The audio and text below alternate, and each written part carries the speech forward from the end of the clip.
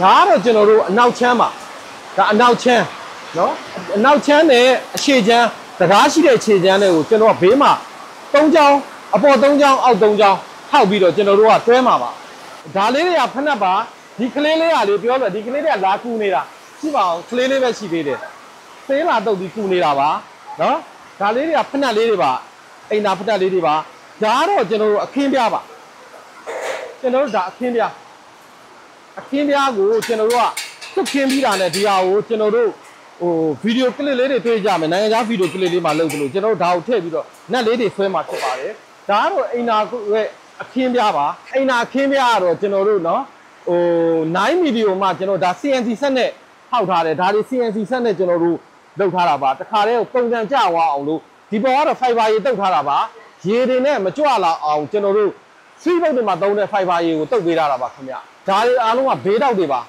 ဘေးမှာထည့်မဲ့တောက်6ချောင်းပါဘေးမှာထည့်တဲ့တောက်6ချောင်းတွေကျွန်တော်ဒီလိုပဲစိတ်ပြီးတော့ကျွန်တော်ကထည့်ပြီးတော့ဟိုကြရင်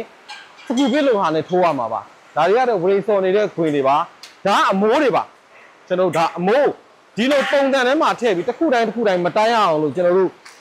ဒီဘက်ကကျွမ်းကျင်တဲ့ပညာရှင်တွေကပုံထုတ်ပေးထားပြီးတော့ဒီလိုထည့်လိုက်တာလေကျွန်တော်တို့ကတိုင်းစရာမလိုဘူးတစ်ခါတည်းကိုစော်လို့မှာပဲနော်ဒါပုံနေနဲ့ဒါမိုးထုတ်ပေးထားပြီးတော့ကျွန်တော်တို့နော်စော်လိုက်တာနဲ့ချစ်ချင်းထွက်ပါတယ်နော်ဒါဆိုတိုင်းစရာမလိုတော့ဘူးကျွန်တော်သူ့မြန်နဲ့သူကတ်လိုက်တာနဲ့ဒီဟာအတိအကျထွက်တယ်နော်ဒီဘက်မှာဒါဒီအမိုးပါနော်ဒါအမိုးကိုကျွန်တော်တို့ကဆေးတုပ်ထားတာပါရှေ့ချမ်းနေအောင်ပါကျွန်တော်တို့တွေနော်ဘိုးတွေရမ်းရွာနေလို့အဲ့မှာတကားပါပြီးသားပါပုံတစ်ခွဲလဲပါပြီးသားရှေ့ချမ်းနေနေဆိုကျွန်တော်တို့ကတွဲလိုက်မယ်ဆိုဟိုမှာအလွန်မတန်မှမြန်ပါတယ်နော်ဒီဘက်မှာလောက်ရတဲ့နေရာမှာလည်းအရမ်းမြန်တယ်ကျွန်တော်တို့ကလုပ်ပြီးတာနဲ့ဆေးတုပ်ပြီးတာနဲ့ကျွန်တော်တို့ကကားပေါ်တင်ပြီးတာနဲ့2ရက်ကိုအလုံးစိတ်1ရက်ချားပေါ့1ရက်ချား2ရက်ပေါ့2ရက်မြောက်မြင့်မှာအလုံးစိတ်တစ်နေ့ကို15လုံးနဲ့2ရက်ကိုအလုံးစိတ်ကိုတင်အမြဲတမ်းတောက်လျှောက်တင်ပေးနေပါတယ်ဦးမွေမင်္ဂလာပါရှင်မင်္ဂလာပါသမီးရေပါရှင်ဦးမွေရဲ့ဒီ page မှာပေါ့နော်ဓမ္မမီတီဒါနိဗ္ဗာန်ကုံ page လေးမှာဆိုလို့ရှိရင်ဒါငလျင်တန်တဲ့ data တွေကိုပေါ့နော်အိမ်သားတွေအလုံး100တော့ဆက်လို့ထူတန်းသွားမယ်လို့သိရပါတယ်ရှင်ဟုတ်ကဲ့ဦးအနေနဲ့ဘယ်လိုမျိုးလေး idea ရခဲ့ရလဲပြောပြပေးလို့ရမလား idea ကဒီလိုပါဖုံဖုံကြီးဦးစိတ်ကိန်းက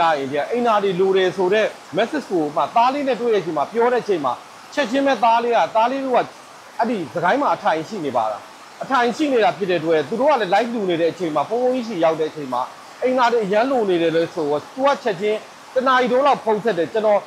သူ့ဖုံးချခြင်းပဲပစ္စည်းတွေဝယ်ပြီးတော့လောက်တာည9နာရီတိုးမှအိမ်သားတလုံးပြီးသွားပါပြီပုံစံထုတ်ပြီးအမြန်လောက်တာပေါ့နော်ကျွန်တော်တို့ဘယ်နေရာဘယ်လိုလူရမလဲဆိုတော့ကြည့်နေတဲ့အချိန်မှာအဲ့တော့အဲ့ဒီအိမ်သားကိုပုံစံထုတ်ပြီးတော့ကျွန်တော်ဒီဘက်ကလည်းမန္တလေးနဲ့စာပေးဆင်းလိုက်တယ်အကုန်လုံးစာပေးဆင်းလိုက်တယ်မှာလိုအပ်တဲ့လုံးဒီ100မကရှိနေတာဖြစ်တဲ့100အထိကိုလုံးမလောက်မှာစကိုင်းမှာတော့90လောက်ဆိုလောက်တယ်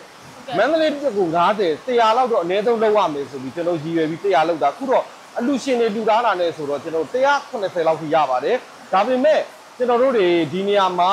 100နဲ့ဖြတ်ပြီးတော့အိမ်သာအလူရှင်တွေကိုပဲပြန်ပြီးတော့အိမ်အလူတွေနဲ့ကျွန်တော်တို့အိမ်ပြန်လောက်ပါမယ်အဓိကလိုက်ရှာလိုက်တဲ့အချိန်မှာပြန်မထားနိုင်တဲ့လူတွေတွေ့ရပါတယ်အဲ့လိုပြန်မထားနိုင်တဲ့ဆိုတာတက်ကြီးရွယ်ဦးတွေကလေးတွေနဲ့မုတ်ဆိုးမနော်စင်ငယ်မားသားတွေတို့နော်အဲ့လိုလူတွေကတော့ပြန်ထားဖို့ဆိုတာမလွယ်ဘူးအဲ့လူတွေကျွန်တော်အိမ်တွေ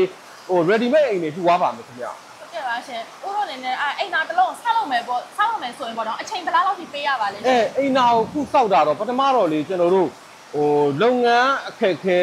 နဲ့တကယ်တမ်းထွက်မယ်ဆိုတနေ့ကိုလုံး20လောက်ထွက်မှာခုတော့တနေ့ကို15လုံးလောက်ပဲထွက်ပါတယ်ဘာဖြစ်လို့လဲဆိုတော့ဝရင်စော်တဲ့ဝန်ထမ်းအရန်ရှားပါတယ်ကျွန်တော်တို့တနေ့ကို4000လောက်ပေးတာတော့မှဝရင်စော်တဲ့လူကိုခေါ်လို့မရပါဘူးเนาะအမှန်တကယ်တာပါလေစပေါ့လေပူကြပါတို့ဘာလို့ပြောနေကြတယ်တကယ်တော့ဒီအိမ်နာလူချင်းပါတယ်အိမ်နာအတွက်ကိုဝရင်စော်ဖို့ဆိုပြီးနီးစက်ရာတွေကိုလိုက်ခေါ်လို့မရဘူးအဲ့မှာပေါ့သူတို့မျက်စိနာတာတို့မျက်စိနာတတ်တာလည်းရှိတော့ဝရင်စော်တာအဲ့တော့ဝန်ထမ်းအခက်ခဲကြောင့်ကျွန်တော်တို့တွေဝရင်စော်မဲ့ဝန်ထမ်းအခက်ခဲကြောင့်ကျွန်တော်တို့တွေမပြီးပါဘူးမပြီးတဲ့အတွက်တနေ့ကို15လုံးလောက်ပဲကြာပါတယ်ခင်ဗျာဟုတ်ကဲ့ရှင်အဲ့ဆိုလို့ရှင်ဒီအိမ်သားတစ်လုံးဆောက်ဖို့အတွက်ပေါ့နော်အပီးစီးဆိုလို့ရှင်ကုန်သားသေးကောင်ဘယ်လောက်ထိကုန်ပါလဲရှင်အပီးစီးကတော့ဒီ9သိန်းလောက်ထိကုန်ပါတယ်ဗျာဒါပေမဲ့ကျွန်တော်တို့ကအလှူငွေကို9သိန်းခွဲပဲလက်ခံထားပါတယ်9သိန်းခွဲလည်းများများလှူနိုင်အောင်လို့9သိန်းခွဲပဲလက်ခံထားတယ်လက်ခံထားပြီးကျွန်တော်တို့စောက်မယ်လိုတာတော့ကျွန်တော်တို့ဓမ္မပီတီကလှူဒန်းပေးပါပါခင်ဗျာဟုတ်ကဲ့ပါရှင်ဟုတ်ဥတော့ဒီအိမ်သားတစ်လုံးဆိုလို့ရှင်ပေါ့နော်ဒီအခုဆိုရင်မိုးရသေးတယ်ရောက်လာပြီဆိုတဲ့ခါကျတော့မိုးတန်လေးတန်ခံနိုင်မှုတွေရောရှိလားရှိတယ်သူကလေ10နှစ်လောက်ထိကောင်းကောင်းခံနိုင်မယ်ဟုတ်ကဲ့ 10နှစ်လောက်ထိသုံးလို့ရမယ်ဒီအိမ်နာကယာယီရရင်ဖြုတ်ပြီးတော့ဘယ်နေရာတဲတဲကျွန်တော်တို့ခုပေါ့လုံးကြီးအိမ်လေးပေါ့ကျွန်တော်တို့ဝါထီယန်လေးနဲ့ပဲစောက်ပြီးတော့ကျွန်တော်တို့အိမ်နာကိုပဲနောက်မှချအများကြီးသုံးတဲ့ဟိုတော့ပေါ့အနည်းဆုံး10နှစ်လောက်ထိသုံးလို့ရအောင်မှာခဏတစ်ဖြုတ်လေးလောက်တာမဟုတ်ပါဘူးအနည်းဆုံး10နှစ်လောက်ထိသုံးလို့ရပါမယ်ဟုတ်ကဲ့အိမ်နာဆိုတာဒါအမျိုးမျိုးရှိရပေါ့နော်ဒါအများသုံးလဲရှိတယ်ပြီးလို့ရှိရင်ကိုယ့်အိမ်မှာတစ်ပိုင်းတစ်နိုင်သုံးတာမျိုးလည်းရှိရပေါ့နော်ဥရောဒီအိမ်နာကျတော့ဘလို့အမျိုးစားတဲ့ဟာမှာပါပါတယ်ရေလောင်းအိမ်နာနဲ့ရင်လုံးအိမ်နာထဲမှာပါပါတယ်အဖုံးလည်းပါတယ်အဖုံးလေးနဲ့သူ့အတူကျွန်တော်တို့ကဖုံးထားပေးတာရေလောင်းအိမ်နာရင်လုံးအိမ်နာပါနောက်ပြီးတော့ကျွန်တော်တို့ကဒီနေရာဒီတန်တယ်တွေနဲ့လှုပ်ထားပြီးတော့ခိုင်ရင်ခန့်လှုပ်ထားတယ်ရွှေလျားမယ်ဆိုလည်းရွေးလို့ရတယ်အသေးထားမယ်ဆိုလည်းထားလို့ရပါတယ်ခင်ဗျဟိုဒီဟာဒီနောက်ကတော့ကျွင်းတူးပေးရမယ်နောက်ကကျွင်းတူးပြီးတော့အဖုံးအုပ်ပေးရမယ်ကျွန်တော်ပိုက်လုံးတွေစီအကုန်ပါပါတယ်ခင်ဗျရေပုံးတွေရေခွက်တွေအကုန်ပါပါတယ်ဟုတ်ပါပါဟုတ်ဥရောကဒါကြတော့တမီးဒီ process တွေကိုတိတ်နားမလဲလို့ပေါ့နော်ဟိုဒီအိမ်နာကိုဒီမှာဆောက်ပြီးတော့ဟိုဖြုတ်ပြီးတော့တည်သွားပြီးတော့ဟိုကပြန်ဆောက်ရမျိုးလားဟုတ်ကဲ့ဒီမှာအိမ်နာမဆောက်ဘူးကျွန်တော်တို့ကဒီဘက်မှာလှုပ်တဲ့လူကကျွန်တော်တို့ခုလိုပေါ့ကတ်နေတဲ့လှုပ်သွားပြီဟိုဘက်ကျရင်ပြန်တွဲလိုက်တာဟိုကျွန်တော်တို့ပြောမယ်ဆိုရင်တော့ဗီဒီယိုတွေတရုတ်ကဝင်တဲ့ဗီဒီယိုတွေပုံစံမျိုးပါပဲဟိုကျွန်တော်တို့တရုတ်ကဝင်တဲ့ဟိုကျွန်တော်တို့တွေဟိုဂဒင်းတွေပုံစံမျိုးပါပဲဟိုလဲကြောက်ကျွန်တော်တို့ကဒီအကန့်တွေပေါ်မှာပြန်ပြီးတော့တွဲလိုက်တာတွဲတာကျွန်တော်တို့မိနစ်20ပဲကြာတယ်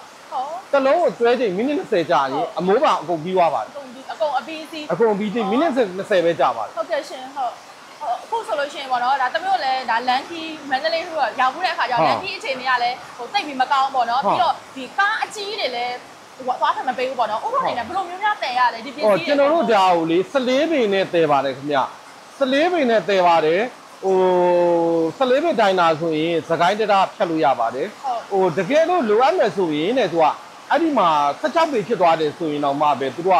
ဒီခံနိုင်တဲ့ဝန်လေးနဲ့ကိုဟိုတရားတာဝန်ရှိသူနဲ့ပြောရင်တော့ပေးဖြတ်ပါတယ်ကယ်ဆယ်ရေးဟာတွေအားလုံးပေးဖြတ်ပါတယ်ဟိုစီးပွားရေးနဲ့ကုန်တိုက်နေတာမျိုးပေးမဖြတ်ပဲနဲ့ကယ်ဆယ်ရေးကျွန်တော်တို့စတေကာတော့ကတ်သွားရတယ်လုံးဝစတေကာဗနိုင်ကတ်သွားရင်16ပေတို့ဘာလို့သူတို့ပေးတော့ဖြတ်တယ်ဒါပေမဲ့သူတို့ကဟိုတန်ပိုသွားရင်အကြောင်းကြားရပါတယ်ဟိုဘက်ကားဒီဘက်ကားကိုရက်ပေးပြီးတော့ဒဇီးတင်းပေးဖြတ်ပါတယ်နော်ဟုတ်ကဲ့ပါရှင်ဟုတ်ဦးရောအနေနဲ့အခုရောဘယ်နေရာဒေတာတွေကိုတွားပြီးတော့လှူပြီးသွားရလဲမသိဘူးရှင်ခုစကိုင်းကိုအခုတောက်လျှောက်တက်နေပါတယ်မနေ့ကတနေ့ရောက်သွားတယ်အလုံးစိတ်ကုန်ပါပြီဒီနေ့ညနေခုကားရှိရောက်နေဒီနေ့ညနေကားတင်ပြီးတော့ကျွန်တော်တို့ကနောက်ထပ်အလုံးစိတ်တက်သွားမယ်တရက်ချောင်းကိုအလုံးစိတ်တရက်ချောင်းသွားမှာပါဟိုဒါလဲစကိုင်းပါပဲဒီဟာစကိုင်းနောက်တရက်ချောင်းမှာသွားမယ်ကျွန်တော်တို့တွေအတုတ်ကတော့မန္တလေးပါမန္တလေးဟုတ်ကဲ့ပါနောက်ထပ်ဒီစကိုင်းဘွားရှင်အိမ်သားတွေထူတန်းသွားမယ့်နေရာမန္တလေးဖြစ်မှာပေါ့နော်ဟုတ်ကဲ့ရှင်ဦးအနေနဲ့ဒါအခုလည်းစကိုင်းရောက်နေပဲချက်ချင်းပဲပြန်ဆင်းလာလို့ပေါ့နော်အဲ့တော့ဦးအနေနဲ့အဲ့ဒီကိုကိုယ်တိုင်သွားပြီးလို့ရတဲ့ခါကျတော့ဦးအနေနဲ့ရင်ထဲမှာဘယ်လိုခံစားရလဲဒါကြီးကပြောမယ်ဆိုတော့လေဟိုဝိုင်းပူတွန်းရမယ်အနေထားပါတေးသေးလေးလည်းမဟုတ်ပါဘူးစိန်ခေါ်မှုလည်းများပါတယ်နောက်ပြီးတော့ကျွန်တော်တို့မီးဘေးတင့်တယ်လို့မဟုတ်ပါဘူးလိုသလိုဆွဲသွားမှာအသက်ယုံပြီးပြေးသွားရတာเนาะပြေးသွားတော့ဥစ္စာပစ္စည်းတွေအားလုံးကကျွန်တော်တို့တွေအကုန်ဆုံးရှုံးတာပါ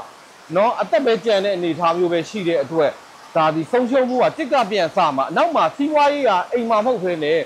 တခြားတွေမှာရှိတဲ့လူမျိုးကပြန်ထားလို့ရတယ်တချို့တွေကျွန်တော်တို့ပြောတာဟိုအာနာပါတွေရွှေချောင်းမြောင်မြောင်ဝင်းခေါင်ခေါင်နေတယ်အများကြီးပဲတိုက်တာတွေအကြီးတွေနဲ့နေပြီးမဲ့တယ်သူတို့မှဘာမှမရှိတဲ့အချိန်မှာဒါကိုပြန်ထားဖို့ခက်တာရှိပါတယ်ချမ်းသာတဲ့သေးရတယ်ဆိုတာကိုသိဖို့ကအလွန်တန်မှအရေးကြီးတယ်ဖြစ်တဲ့ကျွန်တော်တို့အတိတွေနဲ့ဒီမြို့ကန်တွေနဲ့ဒီရက်ကွက်ကိုတူရမယ်အကြံဉာဏ်ပေးနေတာဒီရက်ကွက်ကိုတူရမယ်ဆိုရင်ဒီရက်ကွက်ကဟိုကိုယ့်ရဲ့ဟိုယုံကြည်စိတ်ချရတဲ့နော်ဟိုကျွန်တော်တို့အတိမိတ်ဆွေတွေနဲ့ဒီရက်ကွက်တွေမှာလေ့လာပြီးတော့မှတကယ်ဟုတ်ပလားဟုတ်ရင်ကျွန်တော်တို့မယ်ဟုတ်ရင်ကျွန်တော်တို့လှူမယ်တကယ်ဟုတ်ပလားဟုတ်ပြီလှူမယ်မဟုတ်ရင်ကိုယ့်အကိုပြန်ထနိုင်လားပြန်ထနိုင်ကိုယ့်ကိုထခုဆိုရင်ကျွန်တော်တို့ဟိုပျက်စီးနေတဲ့ဟာကိုအတင်ကိုတို့တွေကဟိုအန်ရရှိတဲ့အဆောက်ဆိုလိုက်ဖြတ်ပေးတယ်အန်ရမရှိမဖြတ်ပေးဘူးအဲ့လိုပြက်ပြက်တသားလုံးမရပါမယ်ခုလိုလေကျွန်တော်တို့ကလိုအပ်လားကြည့်လိုက်တယ်ဟိုအသက်ဥသာခုအိမ်နာတွေဖက်လှူတာလဲတကယ်လို့မလားလိုရင်လှူတယ်ဟိုအားလုံးဝေသလိုကြီးတော့မလုပ်ဘူးတကယ်လို့နေပြီလားလှူတယ်ခုဆိုရင်တီလာရှင်းအကြောင်းတွေ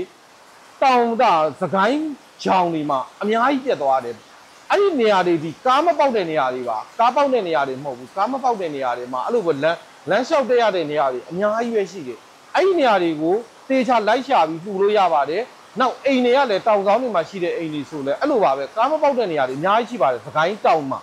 အဲ့ဒါလေးတွေရှာလူမယ်ဆိုရင်ဟိုထိရောက်ပါမယ်အဲ့ဒါလေးတော့ပြောလို့ပါတယ်ခင်ဗျဟုတ်ကဲ့ပါရှင်ဦးတို့အနေနဲ့ပေါ့နော်ဒါကိုသားလူပေးတာမျိုးရှိလားအခုဆိုရင်ဒါအိမ်သားရင်လူတဲ့အခါကျတော့လေဟုတ်ကျွန်တော်တို့ကဒါဟိုကျွန်တော်တို့ကိုပိုင်ငွေနဲ့ကတော့3000လောက်ပြီးသွားပြီဒါတွေကကျွန်တော်တို့ ਨੇ ဟိုတကယ်ရင်းနှီးကြတဲ့လူတွေအားလုံးကဥမို့ယုံကြည်ကြတဲ့လူတွေအားလုံးကဟိုခုဆိုရင်တူရတာအလုံး180ကျော်တောင်ရှိပါတယ်အဲ့180ကျော်ကျွန်တော်ခုအိမ်သားတွေကကျွန်တော်တို့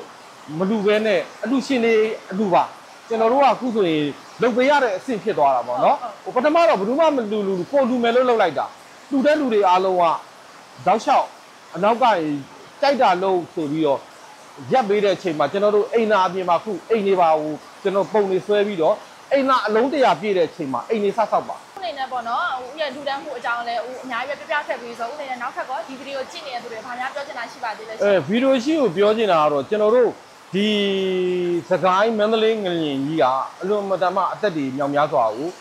နှုတ်ယူသွားပါတယ်ဒါကြောင့်မလို့ကျွန်တော်တို့အသက်အရွယ်လောက်ဆိုရင်ကျွန်တော်53နှစ်ပါကျွန်တော်တို့အသက်အရွယ်လောက်ဆိုငလျင်နဲ့ပတ်သက်ဘာမှနားမလဲ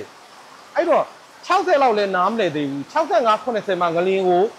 တွေ့ဘူးကြုံဘူးရုံလောက်ပဲရှိတာဖြစ်တဲ့ငလျင်အန်ရဒီစိုးရတဲ့အန်ရဆိုတာလက်တွေ့သိလိုက်ရတဲ့အချိန်မှာကျွန်တော်တို့ဒီပြည်သူတွေအားလုံးကဒီမန္တလေးငလျင်စကိုင်းငလျင်ကြီးကို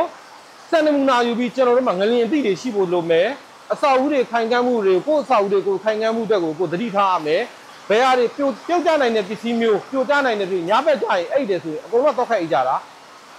တခုပြစ်မှာတော့လိုက်ရှာနေလို့မဖြစ်တဲ့အတွက်တော့နဲ့ကျွန်တော်တို့ကိုမိမိအိမ်မှာမိမိငလျင်လောက်မယ်ဆိုရင်ဇက်တိုက်ထားရမယ်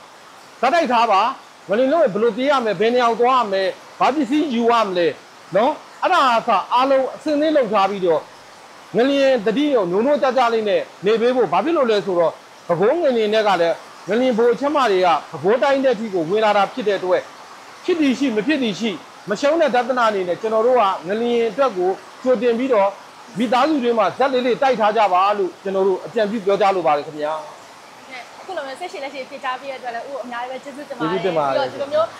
ကိုယ်တိုင်ပေါ့နော်အားတက်သရောနဲ့ဦးမျိုးလူတန်းပေးတဲ့အတွက်လည်းအားလုံးကိုဒါဦးကိုကျေးဇူးများပဲကျေးဇူးတင်ပါတယ်ခင်ဗျာကျွန်တော်ဒီဗီဒီယိုကြည့်နေတဲ့သူတွေလည်းအခုဆိုရင် after shot တွေရတာစရိုက်ချက်ပြီးတော့လှုပ်နေတော့မှပေါ့နော်အဲ့ဒါကြောင့်မို့လို့အမြဲတမ်းသတိပြုပြီးတော့နေထိုင်ပါလို့ပြောချင်ပါတယ်ရှင်